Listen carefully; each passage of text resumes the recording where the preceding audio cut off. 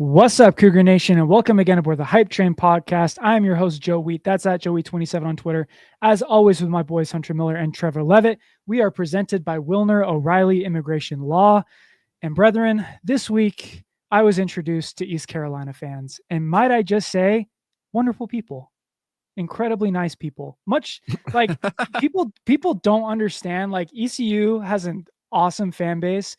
It's very big. Their stadium is bigger than Utah's, which is not all that impressive, but it sounds like it's going to be a sellout this week. But I just want to read you one tweet that came from an ECU fan this week that I took major issue with. Every other one was perfectly fine. This one I take issue with. Speaking of BYU fans, your hate week is lame because your crap talking game consists of one guy unironically sharing a pie chart to show that why ECU won't score a touchdown, while 10 others are consoling each other about Utah being ranked ahead of you while whining about AP voters being biased against you guys. To which I say, completely fair. But I basically have described the podcast. Yes. I can only assume, though, that one guy unironically sharing a pie chart to show why ECU won't score a single touchdown is about me. To which I say, you ignorant country yokel. It's a spreadsheet, not a pie chart. And they should know what pi is. They're probably all too familiar. Don't worry. I already got a pie chart in the drafts for when BYU whoops that ass this weekend. Also, why are we doing hate week so early against a G5 team that we played 3 times in the history of the program? This is I haven't even thought to talk trash this week. Here's the problem. It was like it's like the meme of the guy who got drafted but didn't know he was in the draft. All of a sudden, ECU fans are just coming for my head, and I'm just sitting there like, me? Like, what did I haven't thought about you guys. I've thought about you guys maybe 3 times in the last 15 years. And it was when we played you guys, and was it Chris Johnson was their famous running back that they had? Yeah. Dude, like CJ2K is a freaking beast, though. Baller. Like, ECU's great. Like, Gardner Minshew, great time. And funny enough, Gardner Minshew is ECU is the second most well-known school to be associated with Gardner Minshew, but sure. I don't want to think Gardner Minshew. I think East Carolina. That's for sure. I don't want to jump the gun too much because it kind of bleeds a little bit into my scouting report for these guys. But the comparison that I've given ECU for BYU fans is SMU light, like G5 SMU. Their fan base is very similar. I remember with the SMU game, like all of a sudden out of nowhere, it's like the got it guy, and I thought he was pretty funny. It's like that, but it's just a step down from that. Okay. Like he's Can I ask a question? What is with these like random fan bases and typing in all caps at every single opportunity? Like, is the button broken on your keyboard, son? They're just so used to typing ECU in all caps, and it just keeps it for everything else. Honestly, that's probably not far off on the explanation. It's just like such a random week to be at each other's throats. Here's my issue with it. It gives me like Liberty fan vibes. Like, do you guys remember when you guys did the joint podcast with Liberty back in 2022, and you're sitting there and it's just like, do I? Okay, I'd rather not. This should be interesting. And they come on board and they're like, well, Trevor, how does it feel to be in the friendliest rivalry in college football? And you're like, wait, what? And they're sitting here naming all these, like, just going down the depth chart, listing the backup long snapper. Like, they expect you to know who they are. And like, you realize very quickly, oh, this game means a lot more to you than it does to me. And that's terrifying. Like, there's just something really unsettling when BYU fans are sitting here thinking like, oh, cool, BYU's got a game this week. And ECU fans are sitting here like, victory and blood will pour like rain upon the vengeance of our enemies, like just kind of stuff. And I'm like, okay, got it. It's all good, guys. Like, let's take a step back. And that's why this game should have been a buyout game years ago. Like, I don't know why this is still being played. I understand you went on the road against Wyoming last year, but this seems like a totally different boat where it's like there's not the history there. You can't even classify it as like maybe an old Mountain West WAC rivalry like you could with Wyoming. Also short travel. Like, I don't think BYU should have gone on the road to Wyoming a season ago, but they did. And like, I can understand why they didn't buy that game out. A cross-country road trip to the East Coast to play a G5 school that you have little to no history with feels like a game that shouldn't have still been on the schedule after BYU joined the Big 12 conference. And it's for the sheer fact, like you mentioned, Joe, like this is a big time game for ECU. They have a lot to gain by winning this matchup. BYU has nothing to gain, and they have a whole lot to lose. And you can feel that on the temperature of both fan bases, where ECU is getting pumped up. They're talking trash. They're getting ready to, hopefully pull off the upset. Meanwhile, I've gotten multiple comments and texts this week from friends being like, how nervous are you for this ECU game? Like, just the temperature of both fan bases. It's BYU is a little, fan base is just scared to lose, whereas ECU fans are going out there and having a good time and, getting themselves amped up to possibly win this game because they don't have anything to lose. And it was evident of this before the season even started when we did our mailbag podcast, and we got questions of like, do you think ECU is a trap game? What do you think if BYU goes on the road and loses to ECU? Road G5, East Coast, like all those things creep back up into the minds of BYU fans because they got blown out in that Liberty game that you mentioned, Joe.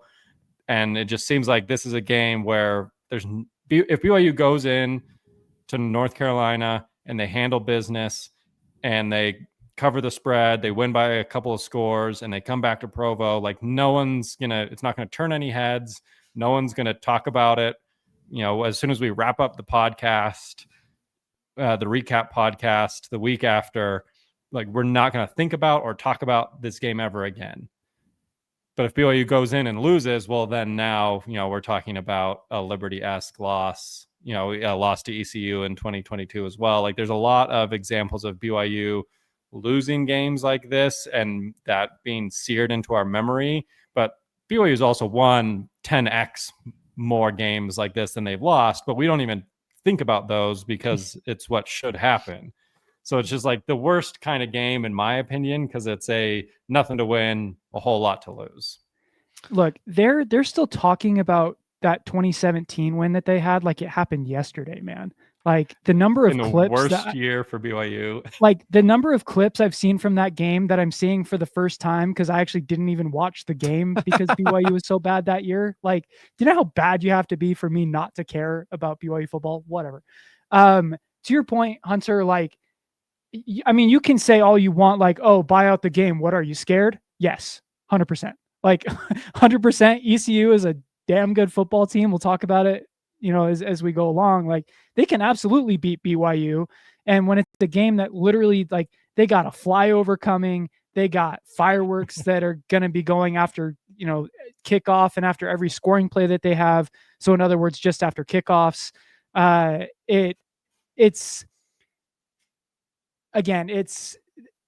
saw an ECU fan literally say that this was the biggest game that ECU has had, like biggest home game ECU has had since they hosted the Conference USA Championship game in like 2009. Okay. Like that is the way that they're talking about this game. Okay. And we're sitting here thinking like I'm sorry, ECU, I was not familiar with your game. I really wasn't. Like before the season when we were talking about like, is ECU a trap game? Like, I still feel very confident BYU can and should win by, multiple scores in this game. But I also came in with the idea that ECU, like BYU is going to be playing in front of a half empty stadium of fans that don't really care. Like, no, ECU cares. Like, this is going to be one of the more raucous environments that BYU is going to play in this year. And it's going to be against probably the best team that BYU is going to play in their first 5 games. Yeah, go ahead. I was just going to say, Joe mentioned a scared to lose. I want to on record, not scared to lose or worried about losing. It's just the fact that if when BYU wins on Saturday by 10 points or whatever they win by, I will turn off the television and be like, okay, nice. And I will go about my day. But if the 5, 10%, whatever possibility that BYU loses, it will be soul crushing. And that's what I don't like about this game is a win brings me nearly no satisfaction, little to no joy. A loss would emotionally wreck me all weekend. 100%. And that's what it would be among that. the most devastating losses of my life. Because it's hard to get excited about a game that, like, ultimately I don't really care about winning because it doesn't matter. But a loss would be devastating. I don't know. It's a weird spot to be, man. Well, and I think as well, like, at least for me, some of the nerves that go into this is just it's the first road test for Bear Bachmeier, but it's also probably the first. I shouldn't even say probably. It's the first real test that these defensive backs are going to have faced all season. And to be honest, do I think they're up to the task? They should be. Bear's been good. He's made good decisions. The defensive backs have been grading incredibly high, despite the level of talent they've been facing. A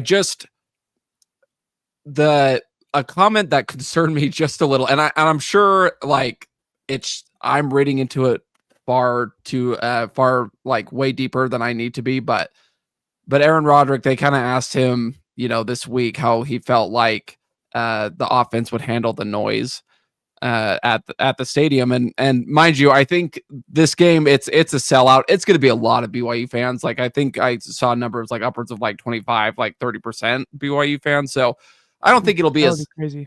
I don't think it'll be as hostile as like say obviously a Utah that packs that place out and whatnot. But Roderick was talking about how during the whole off season, they would just blast music, and he's like it can't get any louder than the amount of music and the volume in which we play this music while the offense is working.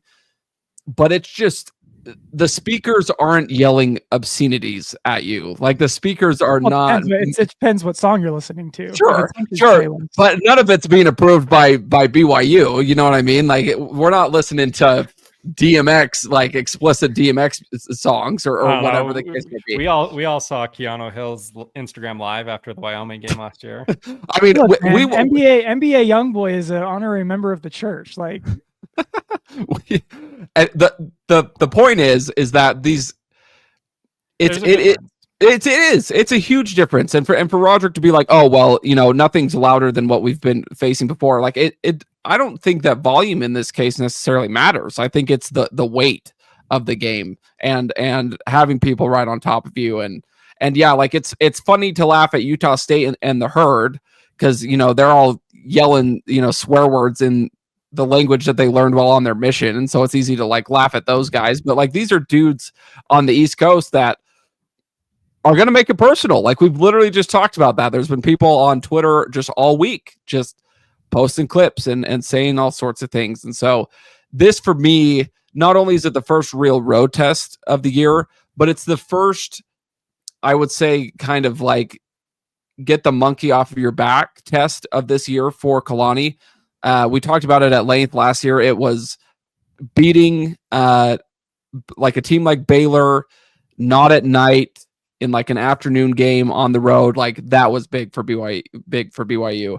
It was beating Utah on the road. Like all these different things that BYU checked off the list last year that they had to do to show that they weren't, these same old Cougs from years past.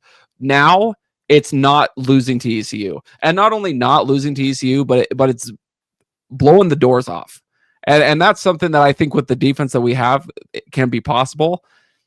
But man, like until I see it, I'm with the other fans where I'm nervous. I feel confident, but I'm nervous.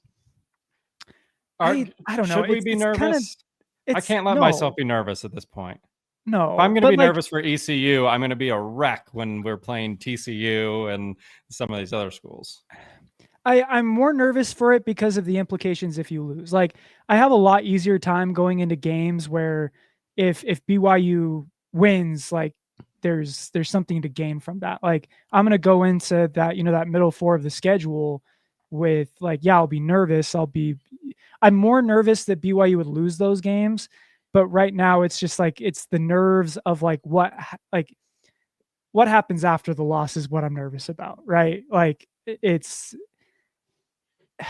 and I don't even like really want to talk about it because the odds of ECU pulling off the upset in my mind are very low, but they're never zero. And I think that's where like I would get nervous if BYU was playing Mountain View High School before a game, just because like I desperately want to win. A loss would be devastating, and it's something that's 100% out of my control. So like I totally understand why BYU fans would be nervous. This is a game that BYU has literally lost in the past to ECU.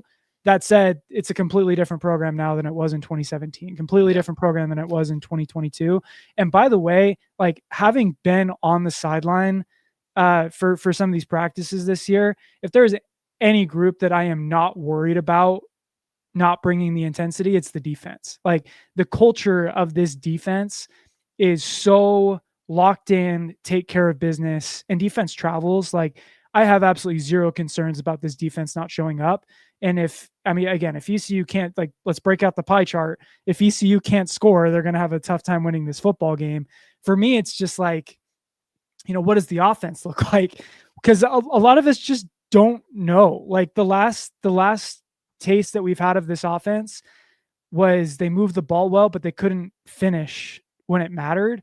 And that's concerning. Like the last time we saw these receivers, they were dropping passes. The last time we watched Bear Bachmeier, he wasn't bad, but it felt like work. People were kind of on pins and needles watching him a little bit. And so it just didn't feel. Someone like a Baylor fan called the offense disjointed.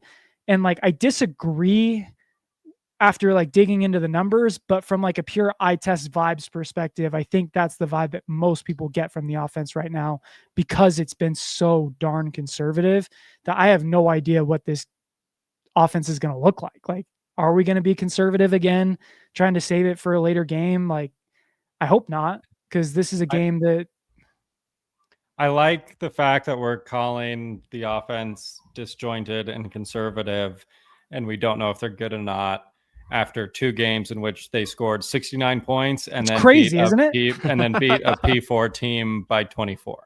It's wild. And a P4 team that like is better than we thought. It's a P4 team that gave up 0 points and 51 yards in the second half against Boston College, who is a high flying offense. Like Stanford's defense is pretty good, and BYU moved the ball on them all game long. They came up like 5 yards short of me feeling absolutely confident wearing 2 pairs of sunglasses instead of 1 right now. Apparently, the only way to know if you have a good offense or not is to play UCLA. That's the only bar that is set. Talk about a get right game. I don't know. Like, so which way do we want to go with this? Do we want to jump right into ECU? Do we want to talk about the second half of his tweet lamenting why BYU isn't in the top 25 yet? Because that seems to be something BYU fans care about. Where do we go with this? I'm over caring about the AP poll. I am too. Every tweet, like every submission of people turning in their AP poll, like anytime a AP voter opens their mouth, an angel loses its wings. Like I lose faith in the AP poll, like 200%. Unless it's the AP basketball poll. True. Yes. This is true. The most credible poll. The voters, they're nothing but integrity. All of them. Especially the local ones. I'm done caring about the AP poll. Like it's just every week people look at the submissions from the voters, dissect them, see that they have a 0-2 Notre Dame team in the top 25. If we're at week 4 and you are winless, you can't be in the top 25. Like that should just be a rule. So you do have opinions. No, I'm just kidding. No, I mean, that's just a fact. And yeah, it is a fact. And so I'm done caring, because if that's like the route we're going, I'm not going to care about rankings until we get to the playoff rankings in like week 8. Here's the problem. So that AP voter that came out and said, like, at the end of the day, it doesn't matter. They're fun to talk about. Everyone was so upset with her, including me, but we were mad at her because deep down we know that she's right. But we care. Like we understand. She's right, but the thing is why everyone was mad was like, as a voter, like that is a privilege that only so many people have. You can't approach it that way. Ultimately, correct, the AP, but like the AP poll does matter when we're talking about what games are put in what TV slots, which equate to dollars, which it Fox Big Noon, College Game Day, like all of it. And it definitely dictates, like it influences the playoff poll. Like when it does finally come out, like it really closely mirrors the AP poll for a reason. And so like, yes, it matters, but probably doesn't matter to BYU when they've played 2 games. And quite frankly, like, I think it's ridiculous that, teams like Utah and Texas Tech have pretty much the exact same resume as BYU right now, and they're in the top 20. And BYU had worse seasons last year than BYU. Yeah, and BYU has a better defense, is better at every position this year except quarterback. Yet BYU is outside looking in for 4 straight weeks. Like, I understand why that's frustrating, but like, take care of business against ECU and it all figures itself out. Like, if BYU is as good as we think they are, and I do think they are very, very good, BYU should win by 2-3 touchdowns this weekend. Yeah. So that's all to say that I'm not going to complain when BYU is slotted here or there or outside of the AP top 25, because ultimately, like, it is fun to talk about for some. Like, it does impact TV viewership, TV kickoff times. In some rare instances, it impacts coaching extensions. But for BYU at this juncture, like, there's not much that the AP poll, like, we'd all feel great if BYU was 23, right? But like, would we care that much more about the season or this team or this game if they're 23 versus 26? Ultimately, no. So, well, let's face it too. Like, Kalani, like, the teams love that stuff. Like, that's bulletin board material week in and week out. Like, teams love to be disrespected. Like Georgia, like 3 years ago, claiming that no one believed in them after they had lost like 1 game and won the national championships, or whatever the case may be. Like, that is still the craziest. Some Georgia player literally said they thought we would go 7-5 about the number 1 preseason team in the country. They have to manufacture it. Like, we let these people drive. Yeah, oh my gosh, we really shouldn't. NAL, Uber, where are you at? But they have to manufacture the disrespect. Like, BYU has it. Like, they absolutely, to Hunter's point, like, they should be ranked. They had a better resume last season. They've continued their winning ways so far into this season and have looked dominant doing so. A defense that was already elite has, through the magic of Jay Hill, gotten better, and they're not where they should be yet, and that's fine. And let that disrespect carry you into East Carolina, blow the doors off, like I said earlier, and go home and reap your rewards from that, and then go do it again at Colorado. I don't know. The AP poll, like, I saw another guy, he's like, it's like the 3rd straight week he ranked Alabama ahead of Florida State. Like, head-to-heads don't even matter anymore. It's just Notre Dame hasn't won a game. They have not won a game, and they're in the top 25. Winless. A winless team here in the middle of September is ranked. It doesn't matter. Like, that girl, whatever her name was, go ahead, rank Florida 6 spots higher than USF the day after USF beats Florida in Gainesville. Like, what do we care? Forget play like a champion today. How about y'all just like win? Like, win 1 game.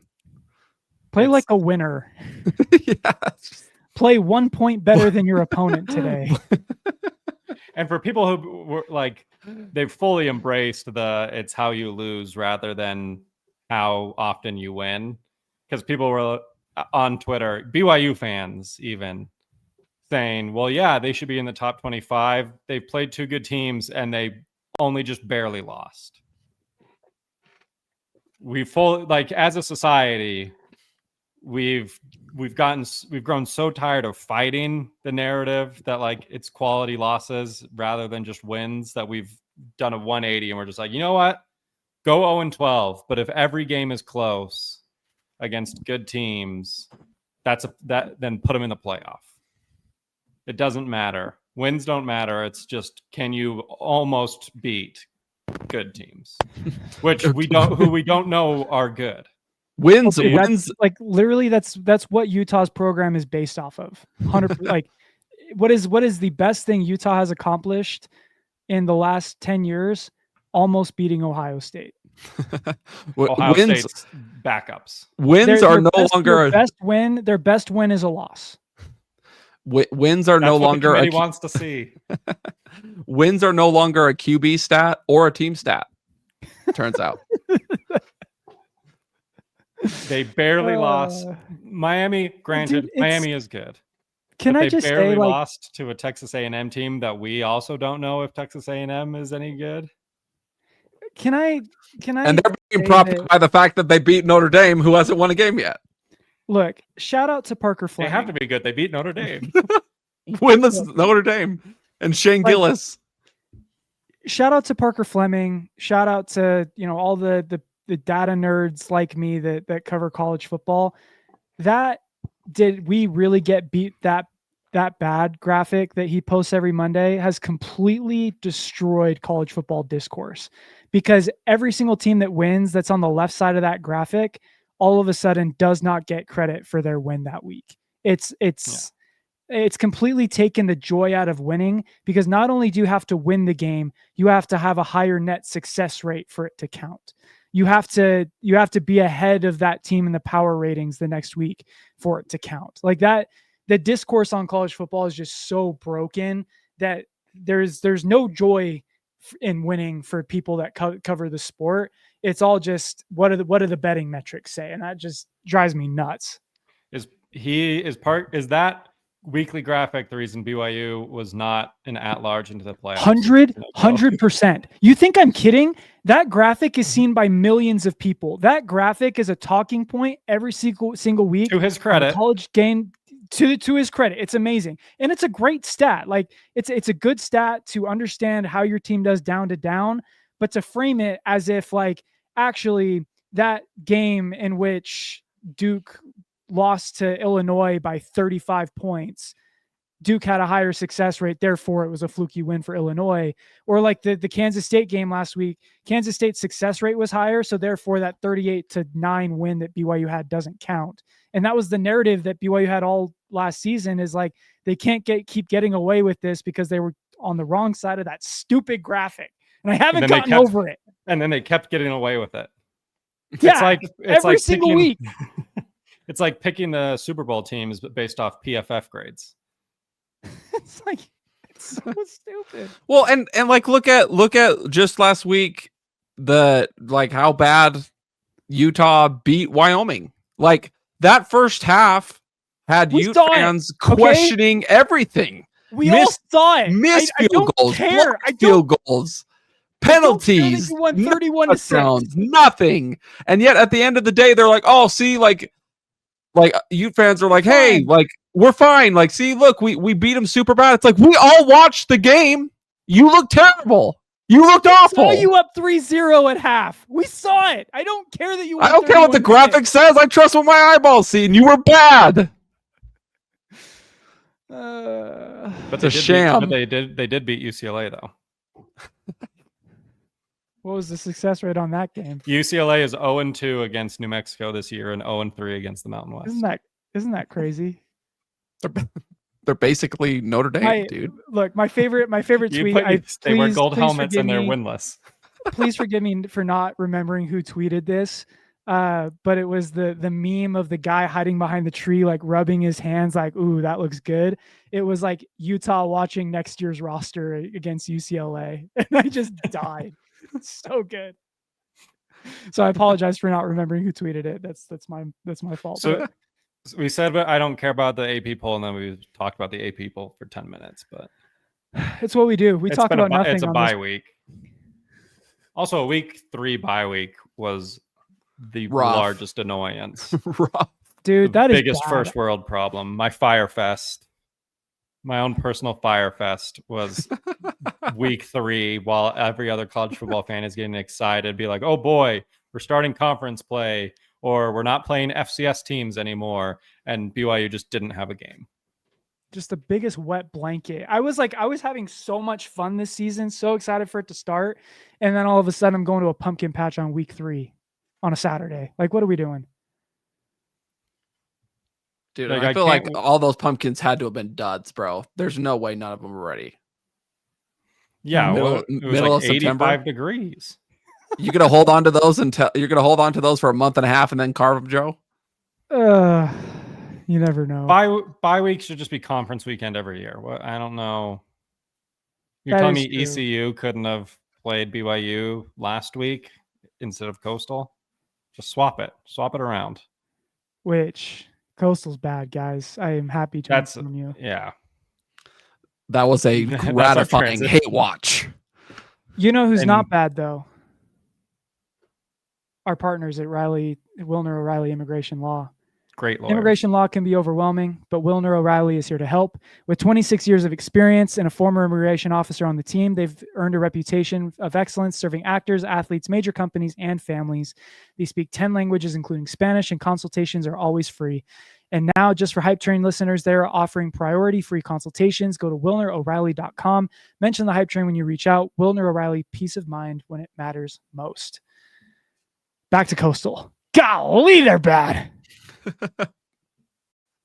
Dude, some of those coaches are going to need speaking of immigration, they're going to need a visa to a different country, man. They're bad. So let's get into ECU. Here's the reason why you maybe shouldn't be nervous. I think BYU fans see that ECU beat Coastal 38-0, and they're thinking of the Coastal that was like 2020 Coastal that's like actually kind of good. Coastal is like worse than Kennesaw State this year. If ECU beat Kennesaw State 38-0, which by the way, I think it was like 17-0 entering the fourth quarter. Like, it's not like ECU looked good, but that kind of took a couple touchdowns late for it to look as lopsided as it did. It's rank these 4 schools, Joe. You know which one I'm going to give you. Coastal, Portland State, UCLA, Stanford. Give me your power rankings. I mean, Portland State is at the center of the earth. UCLA is Stanford is definitely number 1. So UCLA versus Coastal, who wins? I don't know, man. I might honestly, I'd take anyone over UCLA right now. This is the kind of content that you come to the podcast for. Is let's play the hypothetical match of UCLA versus Coastal Carolina. 2 teams BYU does not play this year, but we will use this hypothetical matchup to our proxy wars determine BYU's record moving forward. It's just that meme that 2 idiots fighting. That's what it comes down to. I'm really not kidding. I took as much joy out of UCLA getting their butts whooped as I would have if it was Utah that was getting their butts whooped. Like, it brought me that much joy. And then immediately firing their coach. Yeah, so good. But yeah, I'm 100% with you. Like, Stanford's the best of those teams. Coastal UCLA might be a decent game. Like, I maybe take UCLA by 7. UCLA 4.5 point favorites. What are you taking? It's pretty good. It's pretty good line. Neutral site game in the Rose Bowl. So yeah, neutral site. Yeah.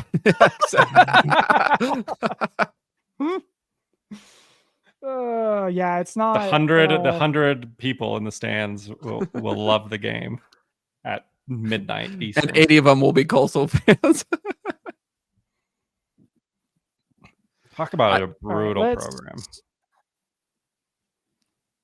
I'm actually going to get the answer to this. Give me 1 second. I need Joe. After you look this up, I need the analytics, what the spreadsheets and pie charts say about the BYU offensive line, because I'm getting bombarded with BYU offensive line not good. Dude, they're so good. And I don't know how to. This from? And I don't know how. I'm telling you, people watched a couple quarters of the Stanford game. And okay, first of all, who is saying this? I need to know. I'm not gonna. Isaiah Jada is like grading out on PFF as like a top 5 tackle in the country. Here's no, hold on. No peeks behind the curtain, Trevor. We're playing the game. Let's go. Sorry. They watched. I felt left out. The problem is it's always going to be a comparison to Utah. So they say Utah's offensive line being like one of the best in the country, where credit is due. They are. And when they're not called for holding. Coach Funk, forever and ever BYU nemesis for Spencer Fano not coming to BYU. Yeah. So I think they see Utah and then they think why BYU's offensive line isn't that good. So then that must mean BYU offensive line bad. I need this because I can't put it in the layman's terms of like, no, BYU offensive line is not bad. I'm not worried about them because there's no unless you're looking at the advanced, PFF grade numbers, it's hard to explain. So Andrew Gentry and Isaiah Jada have played a combined 92 pass blocking snaps this year. How many pressures have they allowed? 0. 2. So sorry. Bad. You played the game wrong. They're terrible. Again. Isaiah Jada is. But what about the entire offensive line? Sorry. Andrew Gentry is 45th in the country among tackles. Isaiah Jada is 3rd, according to PFF. 3rd best tackle in the country. Okay, but what about? Give me the entire offensive line. Pressures this season. Pressures allowed this season. All right. This is great podcasting, guys. We're crushing it. Well, I mean, I think this leads into why BYU fans are nervous against ECU, right? Is they see the offensive struggles. They are worried that Bear is going to be on the road, inexperienced quarterback. If ECU is going to be able to get to them, that's kind of their one chance at disrupting the game, because I don't see their offense having a lot of success against this BYU defense. I think this game hinges upon the shoulders of probably 3 individuals, and that is, I'm going to lump the offensive line as individual number 1, and then I'm going to say LJ Martin and Chase Roberts. The ECU game to me comes down to those 3 entities.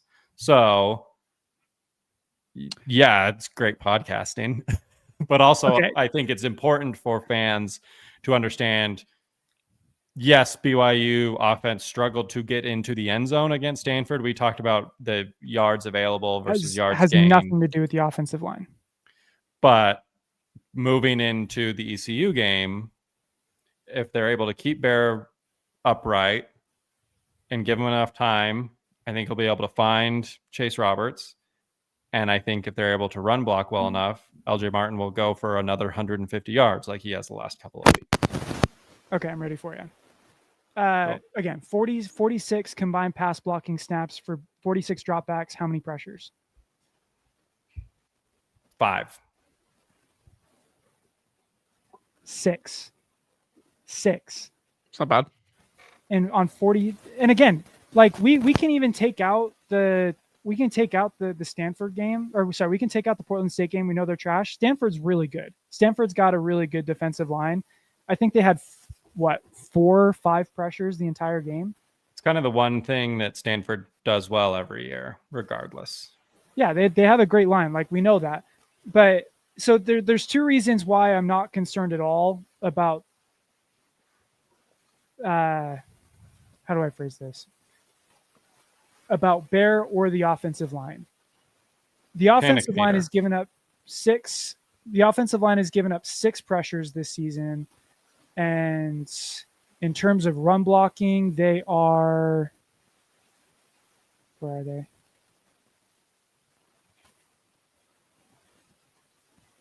Sorry, they are 7th. So they're 7th in the country in run blocking this year, and have allowed 6 pressures in pass blocking. The offensive line is awesome. Here's the other thing that people aren't talking about with Bear. So one way to measure processing speed is to look at time to throw. I'm not sure if you guys kind of follow this metric at all, but in the NFL, time to throw is something that's tracked very closely. I think the NFL average is something like 2.5 seconds or something like that. This season, again, true freshman, Bear Bachmeier is 7th in the country in time to throw at 2.31 seconds. That's crazy. That is crazy fast. His processing speed as a true freshman is faster than almost anybody in the country. Unless you think that's, just because, he's throwing a lot of screen passes. He's the offense is very conservative. He is in the top 20 when he's pressured, when he's not pressured. He's top 20 when he's throwing short throws. He's top 20 on intermediate throws, and he's top 20 in deep throws. So at every passing scenario, Bear Bachmeier's in the top 20 in processing speed. That's incredible. When he's in a clean, it's really hard to get pressure on the quarterback when your quarterback is getting the ball out to the right place and accurately in 2.5 seconds or less. And I think that's something that can travel. ECU, and here's the other part that's impressive. Those 6 pressures, teams are pressuring BYU 40% of the time, and they've only gotten 6 pressures despite sending that many blitzes. So when you're saying opponents are pressuring BYU, you mean they're blitzing BYU 40%? So they're blitzing BYU 40% of the time, and those blitzes have generated 6 total pressures on the offensive line. So 46 total dropbacks, rough math, 40% is 20 blitzes, 6 of those 20. So they're successful at generating pressure 25% of the time. Correct. And that's very rough, quick. So it's math, but so when you say that, what can Bear do when teams get pressure on them? They're trying. Stanford tried to get pressure on him, and yes, they did have 3 sacks in that game. A lot of those were just miscommunication. In terms of winning your matchup, the offensive line won pretty much every single matchup they were in. Talk to me about average depth of target for Bear. If you have those. So from a clean pocket this year, 9.6, total 8.8 average depth of target, which again, he's being dragged down a little bit by those screen passes, but he's top 30. So again, this stat's coming out in my article tomorrow. He's from a clean pocket. He's 6th in the country in time to throw. He's top 30 in average depth of target at 9.6 yards per attempt. And his on target percentage is 73% from a clean pocket. So when even the allegations of conservative offense aren't necessarily true, because if he's top 30 in average depth of target, they're obviously throwing the ball down the field. It's not just little dump offs and screen passes. So here's the difference for Bear with Jake last year. About 28% of Bear's targets this year have been behind the line of scrimmage. That's about double what it was for Jake Retzloff last year. That's why it feels so conservative. In terms of throwing the ball 10 yards or more down the field, it's I think it's 47% of the time they're throwing the ball 10 yards or deeper down the field. That's roughly what it was with Jake last. Yeah, that's this year. That's roughly about the same as what it was with Jake last year. So the difference is that's good. I mean, that's good coaching, in my opinion. You want to do those short behind the line of scrimmage screen passes, get your quarterback in a rhythm, get the confidence up, and then you start moving the ball downfield and start pushing it. He's a true freshman making his 3rd career start this Saturday. I don't think if it would have been irresponsible to come out early in the year, particularly against Stanford, and be like, you know what, 50-yard bomb to Chase down the sideline. Let's hit JoJo Phillips on a 25-yard post, right? Like that's just poor coaching. The job of the coach is to put your players in the best position for success. And when you're dealing with an 18-year-old true freshman quarterback making his first start against an FBS opponent, like, get him into a rhythm. So the 28% I don't feel like is a shocking amount.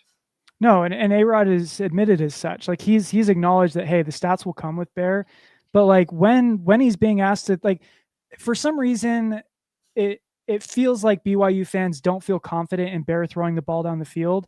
His completion percentage this year on throws 10 yards or more down the field is better than Jake's was last year. He's I think he's 19th in the country in completion percentage on throws between 10 and 19 yards at 66%. Like, the kid's accurate, man. Like, I don't really know what to say. Like, going back and watching his throws, he had one throw against Stanford that I posted on Twitter. Go check it out or read my article tomorrow because it'll be in there too.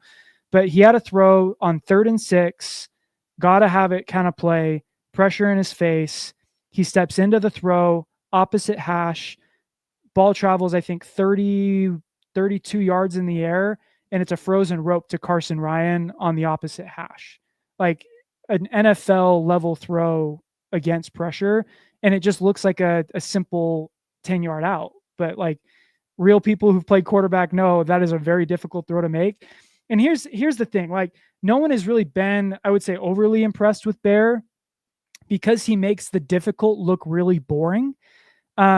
Because he processes everything so quickly, because he's been so accurate, and because he hasn't really missed the layups, it just kind of feels very calm and run of the mill whenever he does something really impressive. And I think that's a positive thing, but for some reason he hasn't really gotten a lot of credit for it because the offense has just felt kind of boring it felt boring against Stanford. It was great against Portland State. It's Aaron Roderick. It's been clear for a long time, like, his coaching philosophy is he coaches to win the game. Obviously like every coach coaches ultimately to win, but he does what it takes with the pieces that he has to win. He's not like Lane Kiffin, who's trying to put up, style points with Ole Miss or, kind of some of these other teams. A lot of the SEC now, as much as they used to be kind of vaunted defenses, it's a lot of explosive, plays and offense and pushing the ball downfield. Like Aaron Roderick is going to do what he needs to do in order to win. And then he's going to shut it down. Like, his biggest thing is like get up by 2 or 3 scores and then just choke the clock away. And honestly, expect more of the same against ECU. We just talked about the offensive line. LJ's averaging over 100 yards a game rushing the ball right now. I'm not particularly impressed with ECU's defensive line. Didn't feel like they got a ton of push really in any of their games, and that includes the one against Coastal where they had 6 sacks, but again, garbage time. Coastal's offensive line is not very good, but Aaron Roderick is going to do what needs to be done on Saturday to put Bear into positions to win the game. And some of that may be chucking the ball downfield. Some of it's going to be screen passes, but a lot of it's going to be a healthy dose of LJ. And frankly, that should be enough. He's our best player. He's the highest graded running back in the Big 12 right now. Just give me LJ Martin and we should be just fine. So 2 weeks into the season, is there any position on the offense that you feel like, besides quarterback, that isn't better than it was last year? We'll set quarterback aside for now. Wide receivers to this point. I think, yeah, between health and like Chase hasn't quite been, where we expected him to be. I don't think it's all his fault, really. Kick and punt returners. I mean, Cody Hagan and Tiger Bachmeier look great to me. Those are our starters. That's all that matters. At this point last season, you had a return for a touchdown already. Well, that happened in week 3, so I think we're still ahead of schedule on that. If they have one against ECU, then it's a tie. Okay, but in all seriousness, wide receivers, in my opinion, like last year you were showing there was more consistency from the wide receiver group last year.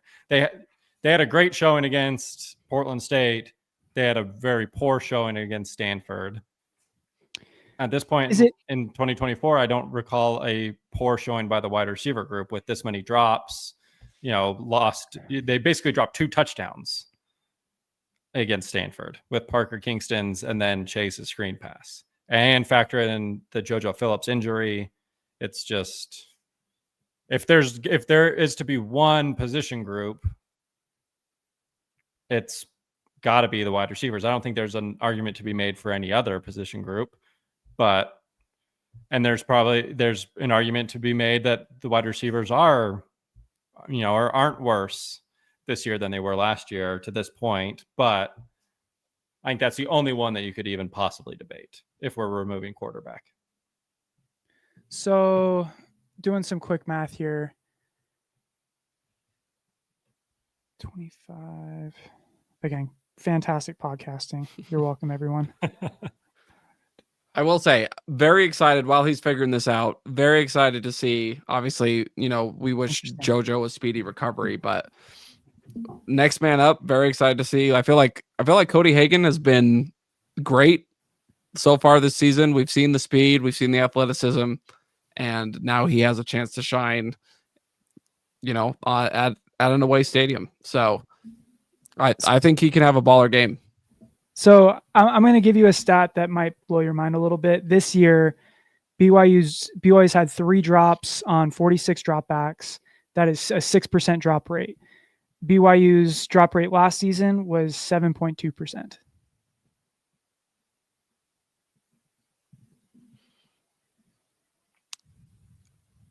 Okay, so let me ask you this. So what constitutes, I feel like this should be an easy answer. There's a point that I'm asking with this question. What constitutes a drop?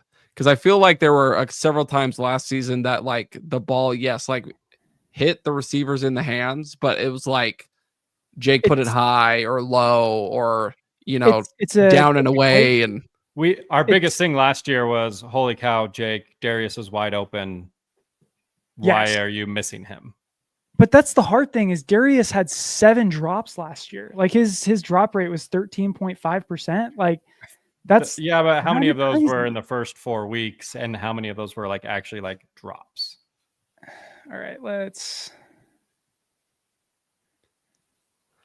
Were they New York Jets drops? Three idiots, a microphone, and a PFF subscription. We're working with. I don't know. So, Jake threw Darius some hospital balls last season, and I'm just curious.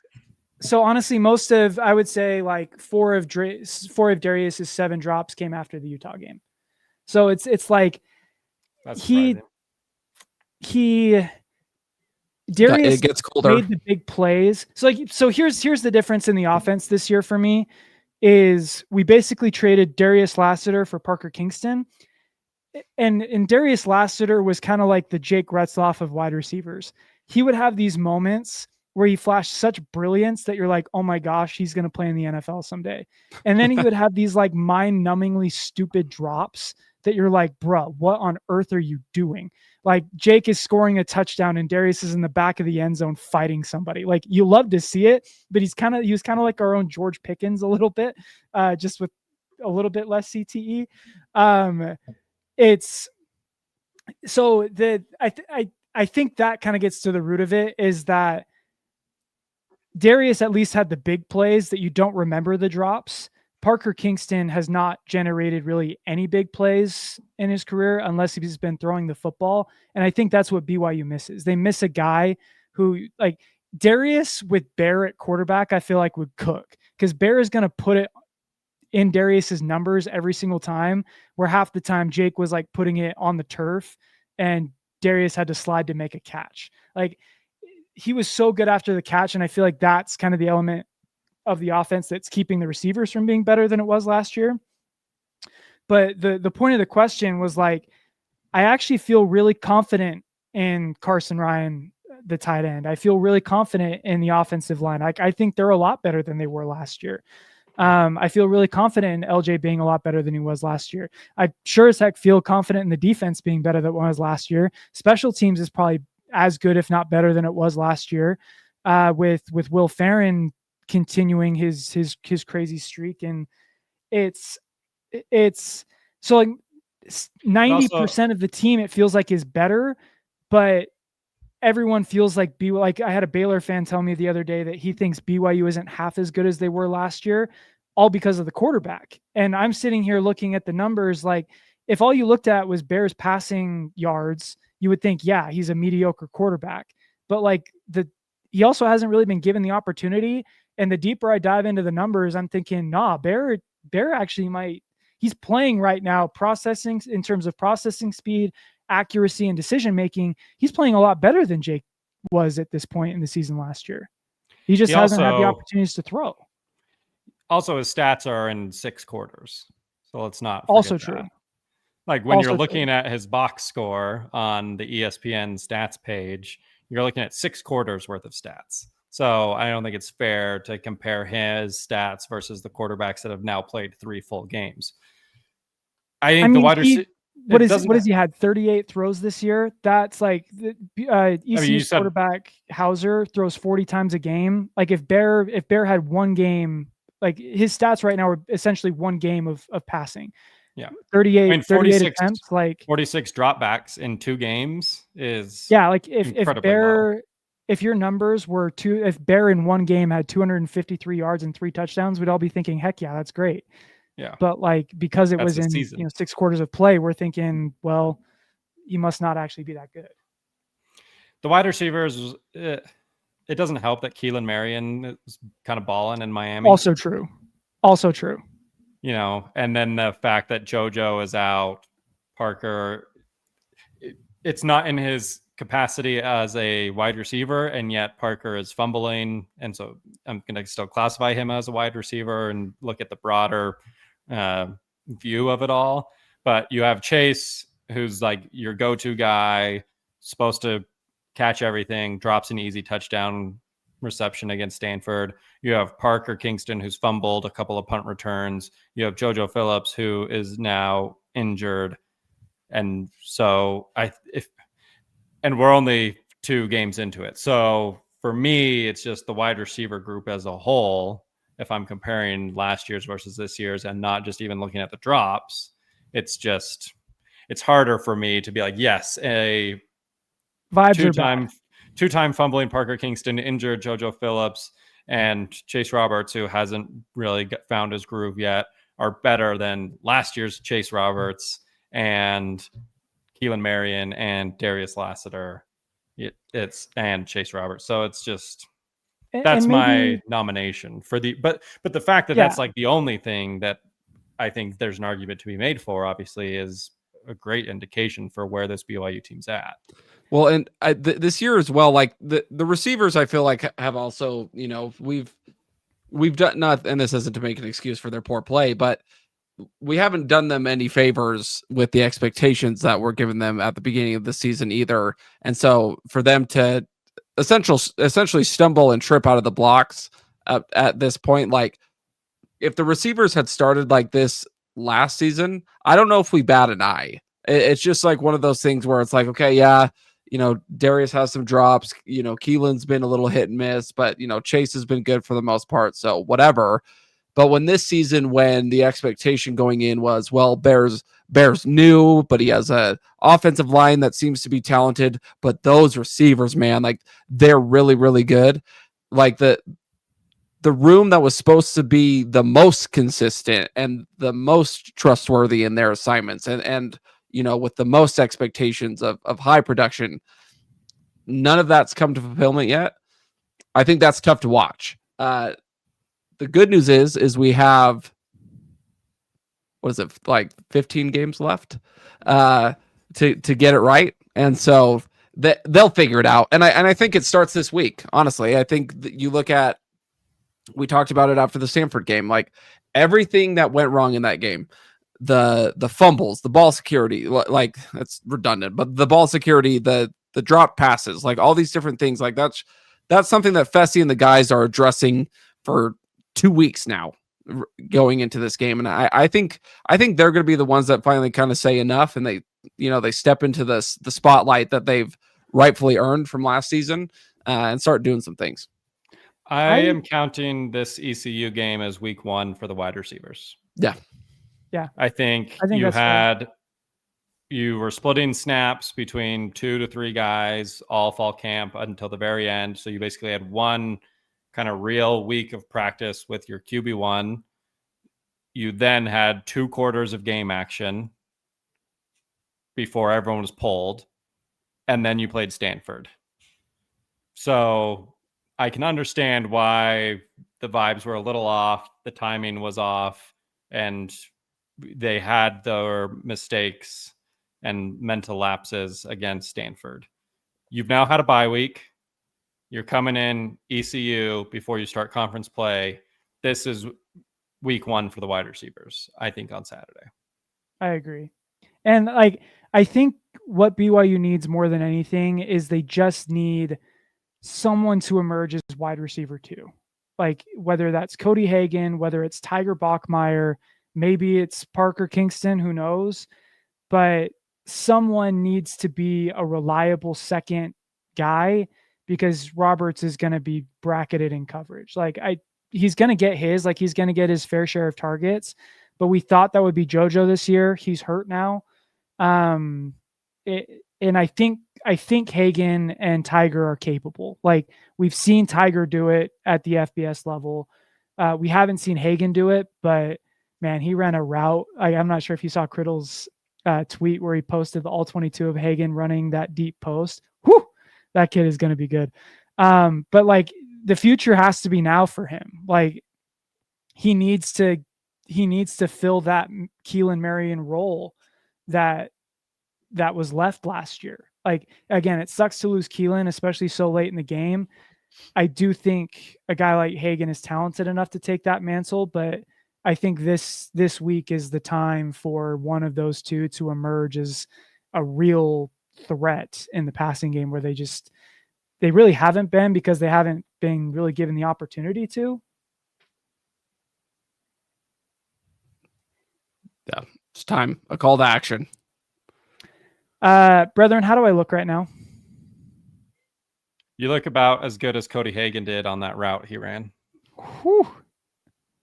For our podcast audience, Joe is wearing a BYU hat, some very reflective sunglasses. Slower. Play the music. Play some nice, sexy music. You're describing what I'm wearing. Let's go. He's wearing a BYU hat, some incredibly reflective sunglasses, and an even more incredibly handsome looking suit. And this beautiful BYU bolo tie I got that would scare young children if they look too closely at it. What's not going to scare the kids is the suit, though. This suit is awesome. This suit was provided to us by our folks at Odeon Menswear. Trevor, would you say I look hot right now? Yes, sir. Absolutely. Taylor's not listening. Our hot take segment is brought to you by Odeon Menswear. If you want to look good, feel good, so you can do good, Odeon Menswear is where it's at. You can see I got full range of motion. I'm wearing this during the game. I'm making this the touchdown signal that I will be making all day Saturday. Please visit our folks at Odeon Menswear. Use the promo code HYPETRAIN15 for 15% off your first order. And boy, are you going to want to order a lot, because this I might never take this suit off. I'm not kidding. I want to add one more plug just for Odeon. So I've actually, while we've been recording, so I live in Kaysville, and we got fitted in Draper, and I kind of was texting with Braden. He's kind of the one that's hooked us up, and has taken really good care of us. I can't say enough good things about him. He's actually going to send me my suit so that I don't have to drive all the way up to Draper. So just the kind of guy that he is, just to help me out and save me some time so I can look good and still have time to spend time with my wife and kids. So shout out Odeon. Rachel and I are packing up our house right now. And so about 60% of my clothes are packed away and at her parents' in their garage. Made sure to keep the suit out for any occasions that might be arising over the next couple of weeks. I wear a t-shirt and joggers to work every day. Might have to start wearing the suit just because it looks and feels that good. Have you guys seen the meme? It's like my aunt's funeral and the guy's wearing sweatpants, and it's like yeah, the showing up downfall of my ECU's enemies. downfall. Yeah, the downfall of my enemies. That's what I'm feeling right now. I'm showing up to that funeral on Saturday looking good. Speaking of hot takes, Joe, show us the touchdown motion again in that suit. Look at that. Didn't even have to hold his arms back at all. That with that range of motion. You're going to be doing that at least twice this Saturday when both Cody Hagan and Parker Kingston find the end zone. Ooh, I like that revenge game for the receivers. I'm going to go along that same thread. I think Bear Bachmeier is going to throw for 250 yards passing this week. I like it. You know what? He got 100 yards last week. I think I wasn't wrong. I was just early. I'm gonna go back to the well. LJ Martin 100 yards, 2 touchdowns. Whew. He has yet to score a touchdown this season. It's time. Oh It's no! Again, time. he scored a touchdown. He just wasn't credited with the touchdown. That's true. Nor was BYU at all for that drive. So here's the thing: we did a lot of hand wringing at the opening of the show, and in typical BYU fashion, I'm gonna feel nervous all week, and I'm still gonna predict a 2 touchdown score. I think BYU wins this 28-13. I think ECU, I really want to pick that ECU is not going to score a touchdown this week because I really want that streak to live on. I think ECU's quarterback is too talented to not be able to hit on a deep ball or two. I really have a hard time thinking that ECU is going to drive the field more than 3 times against this BYU defense for touchdowns, mostly because they just don't really have any kind of run game to speak of. It's a one-dimensional offense going against a 3-dimensional defense. ECU offensively reminds me, I actually had a coach text me this week, Trevor, that he said that ECU reminds him of SMU, which was kind of fitting. I think they remind me a lot more of Colorado, where last year they had a quarterback, they didn't really have a run game, and so they used the pass game in the extension of the run game. As long as BYU can tackle, as long as BYU can tackle and they can stay off and they can get off the field in 3rd and long, I think BYU is going to hold ECU to under 2 touchdowns pretty easily. Yeah, similar to you, I'm going to give BYU an extra touchdown, and I'm going to give ECU an extra point. I'm going to say 35-14. Caden Hauser is very talented, and they've got very, very good. He got, no kidding. He might be the 3rd best quarterback BYU plays this year. Yeah, he's very good. And he's got some big targets.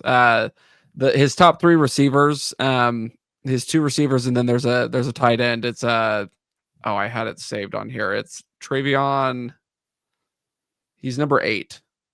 Javante Connor. 6'3", 6'4", big guys, athletic tight end. I don't know if he's much of an inline blocker. He's very much just kind of a big, tall receiver that happens to play tight end. But I think they find the end zone. I think they come out playing with a little bit of juice in front of the home crowd. But I can't look at Isaiah Glasgow with that neck roll or Jack Kelly and think that these guys are going to give up a ton of points. And so 35-14. East Carolina has given up 27 points all season through 3 games. I think BYU matches their season total on Saturday. So I think BYU 27 points. I already said Parker Kingston and Cody Hagan will find the end zone and add one for LJ on top of that with a couple of Will Farron field goals. So we can all feel warm and fuzzy at the end of the night. ECU scored 17 against NC State. BYU's defense is much better than NC State's defense. So I'm going to say that they get a grand total of 10 points. So a touchdown less, and BYU wins 27-10. I don't think people realize like how tenuous ECU's offense has been this year. Like they've been behind the sticks a lot. Like if you go back and watch that NC State game, even a little bit against Coastal, they were in 3rd and long a lot, like 3rd and 11 plus. The problem is that Hauser is, I think he's like 6 of 7 for 120 yards on 3rd and 11 plus. Just stop that. Like stop that. Get off. Like you're going to get ECU behind the sticks because BYU is so fast, because they're so talented on defense. They're going to get behind the sticks. Just get off the field and you'll keep ECU out of the end zone like 75% of the time. Because again, they throw so much that they get behind the sticks a lot. So just tackle well. And I don't think BYU's defense is going to have too much of a problem. I want to see a couple takeaways as well. Yeah. Hauser had 18 touchdowns, 11 interceptions a season ago. He has 1 interception through 3 games this year. I want to see BYU turn the Pirates over a couple of times. And I think that like this year, BYU's turnovers, they haven't had they have 2 picks so far this year, which through 2 games isn't bad. But I think the difference is that like BYU's getting to the quarterback this year, where last year they had a lot of QB hits that led to interceptions. This is a game where I think like Hauser is number 1 in the country in getting the ball out quickly. I think it's like 1.8 seconds time to throw. Like dude gets the ball out quick. So because of that, I don't think BYU is going to get a ton of sacks, but I think they'll still get enough pressure to force an errant throw or two, because Hauser really hasn't been pressured much at all this year. Do that, and BYU Cougs by 1 billion. Golly, Cougs by 1 billion, man. And I need it. Otherwise, ECU fans are coming for my head on Twitter. Please, BYU.